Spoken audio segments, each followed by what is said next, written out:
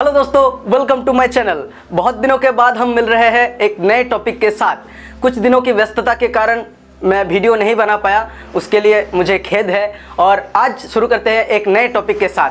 जैसा कि हमने पहले दो वीडियोस में दिल्ली सल्तनत के बारे में जाना और दिल्ली सल्तनत के बारे में पढ़ा, तो इस बार हम दिल्ली सल्तनत के बाद जो आया, जो है मुगल डायनेस्टी, उनके बारे में पढ़ेंगे। तो दोस्तों शुरू करते हैं आज की वीडियो। दोस्तों, जैसा कि हमने अगले वीडियोस में 1526 में अपनी वीडियो ख़त्म की थी, तो आज शुरू करेंगे उससे ही। लेकिन इब्राहिम लोदी को जो हराया था बाबर ने, तो उस बाबर के बारे में भी हम कुछ जान लेंगे। तो दोस्तों शुरू करते हैं आज की वीडियो बाबर के साथ। दोस्तों, बाबर का नाम हम सभी ने सुना है, आप सभी ने भी सुना है कि बाबर कौन थे, कि वो जो मुगल डायनेस्टी के प्रतिस्थापक थे इंडिया में। तो बाबर का ओरिजिनल नाम क्या था? बाबर का ओरिजिनल नेम था जाहिर उद्दीन मोहम्मद बाबर। जाहिर उद्दीन मोहम्मद बाबर बाबर का ओरिजिनल नेम था। तो बाबर ने 14 फरवरी 1483 को फरगना में जन्म लिया। फरगना में उनके पिता के नाम था उमर शेख मिर्ज़ा। उमर शेख मिर्ज़ा जो कि फरगना के शासक थे, तो उनके बेटे बाबर हुए। और बाबर के माताजी का नाम था कुतलुग निगार खानुम। कुतलुग निगार खानुम जो कि चेंगिस खान के 14वीं पीढ़ी थे। और उनके पिता उमर शेख तैमूर, तैमूर के बारे में हम सभी जानते हैं, उस तैमूर के 5वीं पीढ़ी थे उमर शेख। तो हम देखते हैं कि बाबर जो है वो चेंगिस खान और तैमूर के उत्तरसूरी है। तो जैसा हमने देखा कि उमर शेख और कुतलुग निगार का बेटा बाबर हुआ। लेकिन 1494 को उमर शेख मिर्ज़ा का मौत हो जाता है 8 जून को। तो 8 जून 1494 को उमर शेख मिर्ज़ा मर जाता है एक एक्सीडेंट में। और उसके बाद 11 साल की उम्र में 11 साल की उम्र में बाबर फरगना का शासक बन जाता है। आप सोच रहे हैं ना, 11 साल की उम्र में एक लड़का जिनको कुछ समझ नहीं आता था कि क्या करे। अभी 11 साल का लड़का क्या करता है कि पबजी खेलो, पबजी नहीं, फ्री फायर। लेकिन क्या है, यहाँ पे 11 साल की उम्र में वो शासक बन गए थे। और उसके बाद शासक बनने के बाद क्या हुआ कि वहाँ पे बहुत लड़ाई हुई। आप सभी जानते हैं, अगर आप नहीं जानते तो ज़रूर पढ़िएगा, मैं डिस्क्रिप्शन में वो लिंक दे दूँगा।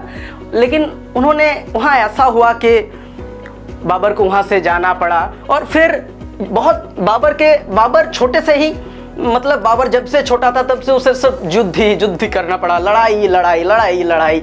उसके बाद ऐसा आया कि 1504 में वो आया काबुल, और काबुल में अपना राज किया। और काबुल से वो शुरू किया भारत में अटैक करने के बारे में वो सोच रहा था, क्योंकि वो काबुल तक आ चुके थे, अब भारत के बारे में बहुत कुछ सुन रहे थे। और बाबर जब से छोटा था, वो उसके जो एंसेस्टर थे तैमूर के बारे में उसके माँ के पास से, उसके जो माँ था कुतलुग निगार, उनके पास से चेंगिस खान, बाबर, इन लोगों के बारे में बहुत कुछ सुना था।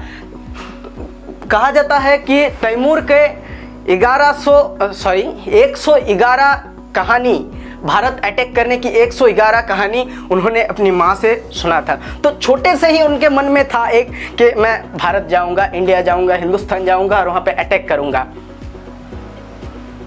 तो उसके बाद वो 1504 के बाद काबुल में आया। तो जैसा कि हम देख रहे थे कि 1504 में बाबर काबुल में आया, और उसके बाद से ही वो भारत में इंटर करने की कोशिश कर रहा था। और उससे पहले से ही वो कोशिश कर रहा था कि भारत में इंटर करे। तो पानीपत के बैटल से पहले वो जो फर्स्ट इंटर करने की कोशिश की थी, तो वो था 1503 में वो पहली बार भारत में इंटर करने की कोशिश की थी लाहौर के साइड से। लेकिन कुछ ऐसा हुआ कि वो आए इंटर करने के लिए, और काबुल में कुछ ऐसा हो गया कि फिर उसे जाना पड़ा। फिर वो दूसरी बार आया 1519 में आया। फिर एक ही बात हुई कि वो आए और कुछ ऐसा हो गया काबुल में कि फिर उसे जाना पड़ा। फिर तीसरी बार आए 1520 में, और जो दूसरी बार आए थे वो आए थे खैबर पास के थ्रू। खैबर पास जो कि जानते हैं, जहाँ से अलेक्जेंडर आया था। और बहुत से क्या होता है कि जो भी यूरोप से, मिडिल एशिया से आते हैं तो वो खैबर पास से ही आते हैं। बाबर ने भी दूसरी बार कोशिश की थी कि खैबर पास से जाएंगे और काम हो जाएगा, हम जीत लेंगे, लेकिन कुछ ऐसा हुआ, वो खैबर पास को खैबर पास पार किया और कुछ ऐसा उनके पास संदेश आया कि काबुल में कुछ ऐसा हो गया कि वहाँ उसे फिर जाना पड़ेगा। फिर वो तीसरी बार आए 1520 में, फिर ऐसा हो गया कि उसे फिर जाना पड़ा। लेकिन 1524 में जो आया तो चौथी बार था, 1524 में आया और वो कुछ दीपालपुर की इलाका को उसने हड़प लिया था और वहाँ पे कुछ जो इब्राहिम लोदी थे उनके एक मतलब कुछ रिश्तेदार को वहाँ पे बैठा दिया और फिर वो चला गया काबुल। और 1524 में वो समझ गया था कि मेरे पास जो सेना है उससे इंडिया के अंदर एंटर नहीं किया जा सकता, दिल्ली में राज नहीं किया जा सकता, इंडिया को हराना मुश्किल था उनके पास जब सेना था। फिर इसीलिए वो चला गया काबुल और काबुल में अपनी बहुत सेना को इकट्ठा करके वो फिर आया 1526 में। और 21 अप्रैल को 1526 में बैटल ऑफ पानीपत हो गया। पानीपत के मैदान में इब्राहिम लोदी और बाबर के बीच एक बहुत घमासान युद्ध हुआ। 12,000 सैनिक लेके बाबर आया था, लेकिन इब्राहिम लोदी के पास उससे भी ज़्यादा था। फिर भी बाबर का कुछ ऐसा सेना था कि कुछ ऐसे युद्ध किया।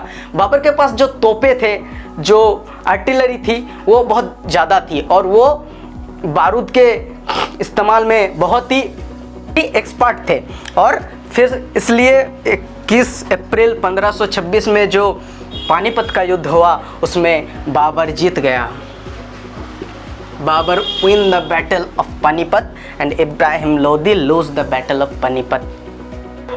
टेक 3। तो दोस्तों बैटल ऑफ पानीपत 1526 में हुआ और उसके बाद बाबर ने 1527 में 17 मार्च को और एक और लड़ाई लड़ी जिसका नाम था बैटल ऑफ खनुआ। और खनुआ के बाद वो 1528 में फिर एक लड़ाई लड़ी, बैटल ऑफ चंदेरी। फिर एक 1529 में फिर एक लड़ाई लड़ी जो कहलाता है कि बैटल ऑफ घरघरा। और बाबर ने इंडिया में आकर अपने जीवन में इंडिया में 4 युद्ध किए थे। और 4 युद्ध को याद रखने के लिए मैंने एक फार्मूला बनाया जो है कि बाबा पनीर खा के छत पर घूमता है। बाबा पनीर खा के छत पर घूमता है। पनीर से आपको आ जाता है कि पानीपत, और खाके से खनुआ, और छत पर चंदेरी, और घूमता है घरघरा। तो बाबर ने अपने जीवन में इतना युद्ध किया कि आखिर में वो एकदम क्लांत हो गए। और 1530 में बिकॉज ऑफ इलनेस उसके शरीर में और एनर्जी नहीं बची थी। 1530 में वो बिकॉज ऑफ इलनेस 26 दिसंबर 1530 में वो इस दुनिया को छोड़कर चला गया। बाबर मर गया 1530 में। और 1530 में 26 दिसंबर को उसकी मौत हुई और 30 दिसंबर को हुमायूं ने गद्दी संभाली। हुमायूं ने 30 दिसंबर को गद्दी संभाली ऑफ कोर्स। तो दोस्तों जैसा कि आपने देखा कि 1530 में 26 दिसंबर को बाबर की मौत हो गई और उनके बाद हुमायूं 30 दिसंबर 1530 में हुमायूं ने गद्दी संभाली। हुमायूं बाबर के ही बेटे थे और उनका पूरा नाम था नासिरुद्दीन मोहम्मद हुमायूं। और हुमायूं ने 1530 से लेकर 1539 तक राज किया और 1539 में बैटल ऑफ चौसा हो गया। बैटल ऑफ चौसा, जिसे चौसा की लड़ाई भी कहते हैं, 1539 में हुआ। और ये हुआ हुमायूं और हुमायूं वर्सेस शेर खान। शेर खान के साथ चौसा की लड़ाई हुई हुमायूं की। ये वही शेर खान है। आप लोगों की याद आ रहा है, आपने कुछ ही दिन पहले देखा था मगधीरा फिल्म, कुछ दिन नहीं बहुत साल हो गए, लेकिन मगधीरा फिल्म आपको याद है? मगधीरा में जो शेर खान ने अटैक किया था मगधीरा के राज्य पर, ये वही शेर खान है। तो वही शेर खान है और इसी शेर खान ने 1539 में हुमायूं को हरा दिया था चौसा की लड़ाई में। और जिसके बाद हुमायूं भागने पर मजबूर हो गया बैटलफील्ड से, युद्ध के मैदान से हुमायूं भाग गया जान बचाकर। इसलिए बाद में फिर हुमायूं आया 1556 में, लेकिन शेर खान ने शेर शाह की उपाधि ली और शेर शाह के नाम से उन्होंने 1539 में सूरी डायनेस्टी की स्थापना की। तो सूरी डायनेस्टी की स्थापना की 1539 में शेर खान ने शेर शाह के नाम से, और उन्होंने शेर शाह सूरी के नाम से ये शासन चलाया। तो दोस्तों शुरू करते हैं अब सूरी डायनेस्टी। सूरी डायनेस्टी की शुरुआत की थी 1539 में शेर शाह सूरी ने, जो कि हमने अभी देखा, और उन्होंने 1545 तक अपना राज किया। और उनके बाद आया इस्लाम शाह सूरी, जो 1545 से लेकर 1552 तक अपना राज किया। और फिर आया महमूद शाह सूरी, जो कि 1552 से 1553 तक अपना राज किया। और उनके बाद आ गए इब्राहिम सूरी, जो कि सिर्फ 1 साल शासन कर पाए। और फिर आ गया फिरोज शाह सूरी, जो कि 1554 में शासक बने थे, लेकिन फिर क्या हो गया कि मुबारक शाह सूरी आ गए और 1554 में ही फिर वो भी शासक बन गया। फिर सिकंदर शाह सूरी 1555 में सूरी डायनेस्टी के शासक बनते हैं। लेकिन फिर हुमायूं उधर से आ जाता है, इराक से अपनी सेना लेकर, काबुल से अपनी सेना लेकर आ जाता है हुमायूं, और फिर 1555 में हुमायूं ने सिकंदर सूरी को हरा दिया। और सिकंदर शाह सूरी को हराने के साथ ही 16 साल का जो सूरी डायनेस्टी का शासन था वो ख़त्म हो गया। तो दोस्तों